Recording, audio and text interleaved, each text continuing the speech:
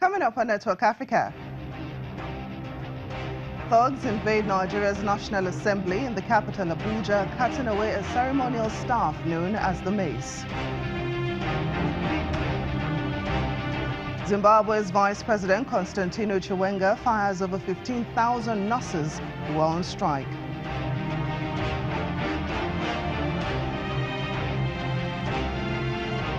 Unarmed groups in South Sudan released 207 child soldiers.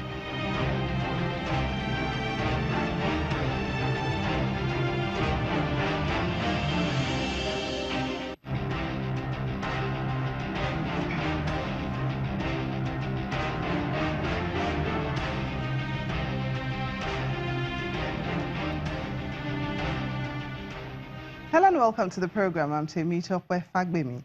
We begin here in Nigeria, where the police in Abuja have arrested Senator Ove Omoagege, the lawmaker believed to have led thugs to disrupt proceedings at today's plenary. It is, however, not clear if the mace has been retrieved. The thugs invaded the Red Chamber this morning and snatched the mace, an action considered to be treasonable. In a statement released by the Senate spokesman, Senator Aliyu Abdullahi, the upper chamber accused the suspended senator of being the mastermind of the treasonable act. This would be the first time in the history of the National Assembly that such a brazen action will be happening. After the invasion, the Senate went into a closed-door session, but plenary has since resumed with a substitute mace. Well, very distinguished colleagues, I'd like to welcome everybody back. And for the interest of Nigerians and the entire world, let me quickly announce that at about 11:30 a.m. this morning, some thugs invaded the hallowed chambers of the Senate of the Federal Republic of Nigeria. Let me say that this Senate will deal with it fully. For today, in accordance with our mandate to represent the people of Nigeria, we sit here and we exhaust everything on our other papers. So I just want to appeal for patience, even if it means sitting here until 6 p.m. today.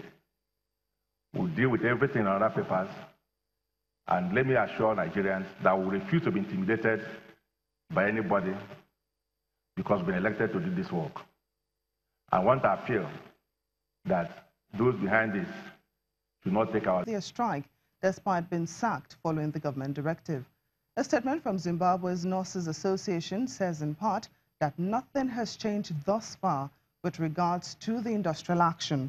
This latest development comes as the country celebrates its 38th independence anniversary. UN Children's Agency, UNICEF, says that armed groups in South Sudan have released 207 child soldiers. The 112 boys and 95 girls were serving in the ranks of the South Sudan National Liberation Movement, SSNLM, and the Sudan People's Liberation Army in opposition, SPLA-IO. SSNLM in 2016 signed a peace agreement with the government and is now integrating its fighters into the National Army. Tuesday's release is part of an ongoing program that saw 300 children set free in February.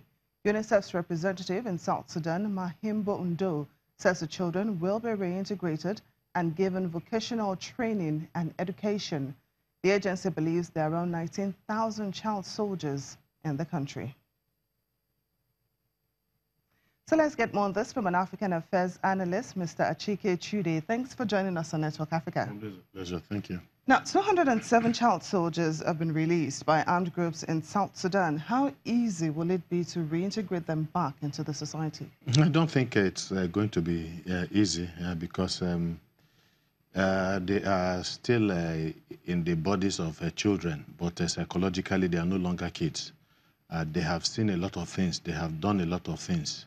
Things under normal circumstances very imaginable for such kids with of that level, in terms of their ages and all of that. They are very impressionable, and for them to have gone through this harrowing experience of becoming adults faster than they would have wanted to, and the society would have wanted them to be.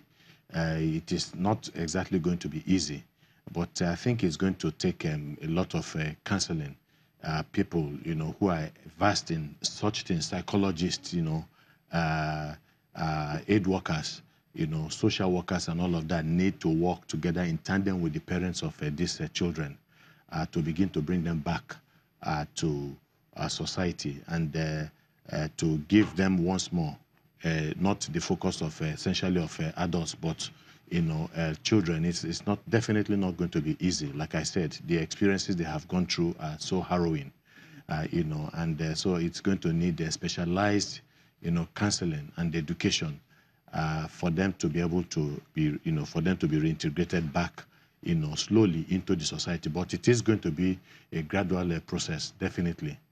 Now, a recent report by Human Rights Watch says armed forces and opposition groups in South Sudan continue to recruit child soldiers despite numerous commitments to stop. How can this horrible practice be stopped, and how can perpetrators be brought to justice?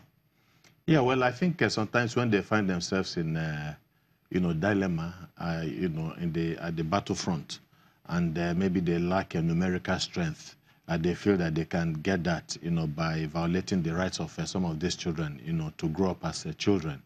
And this has been ongoing for quite some time. It's not just in Sudan, in virtually every theater of conflict in Africa, in the Congo, in Central African Republic, and so many other, troubled spots in Africa itself. You have, child soldiers being recruited.